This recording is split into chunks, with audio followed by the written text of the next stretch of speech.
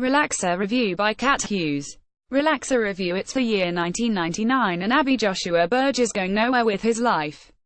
He has a fondness for doing crazy endurance challenges, but an inability to finish them. This is a source of great frustration for his brother Cam David Das Malchian, that is until he challenges his brother to the ultimate challenge: beat the high score on Pac-Man by playing the perfect game and completing the fabled level 256. The rules of the challenge are simple. Abby must complete the game in one sitting and is not allowed to leave his sofa spot for any reason, be that to grab a drink, a snack, or even to answer a call of nature. Abby accepts, but soon finds himself in a desperate bid for survival. Worse still, level 256 of Pac-Man has a glitch and is rumored to be impossible to beat. Can Abby achieve the unbelievable? Will he even last long enough to reach the holy level? Relaxer plays upon the single situation setup that we've become familiar with. Abby isn't being physically forced to stay in his sofa spot. In fact, for most of the film it's just him in the apartment, sat on the sofa in his pants playing the game. There's no nefarious trick keeping him there, it's all down to his own willpower and determination to succeed for once in his life.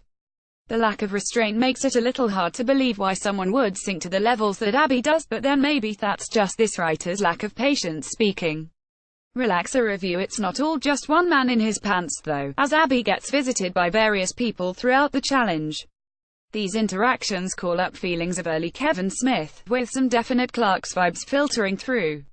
When visited by a friend who has come with a food drop-off, we take a nostalgic trip back to the late 90s as the likes of Jerry Maguire, Baywatch, C.J. Parker, Carmen Electra and Professor X are all discussed at length. The Apartment 2, What Little We See, also embraces the beloved but now forgotten technology of the 90s. The apartment littered with a SNES, VHS player and an old-school portable TV.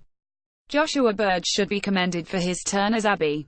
For one, he spends the entire film in his pants, which is no small task for an actor, and two, HES literally in every frame of the movie. 3. The film veers into some very peculiar places and he manages to hold it together. Relaxer revolves around Abby and the little bubble of world that he has created for himself, so it's important that the lead is strong and Berge is.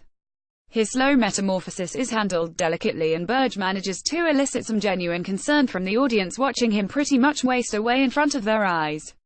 Relaxer review. Relaxer deals with themes of desperation, determination, and imbalances of power.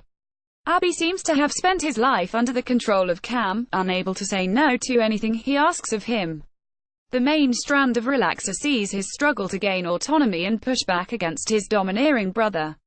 It's an interesting concept told through a very unique setting, but for this writer there was something lacking. Maybe it's that the pace is very slow, or that the camera is predominantly locked on Abby on the couch, or that there's just a whole lot of talking and not much action, but something just didn't click for me. So much so that, when the film's fantasy element starts to form, no spoilers from us about this, I was left feeling more than a little confused. A mix of Clarks and Beavis and Butthead, Relaxer takes the viewer on a surreal, but nostalgic, trip back to the 90s. It's just a little too odd to why connect with everyone. Relaxer review by Cat Hughes, July 2018. Relaxer screened as part of Fantasia International Film Festival's 2018 lineup. Tags David Das Malchian, Fantasia 2018, Joel Potrykus, Joshua Berge. Relaxer.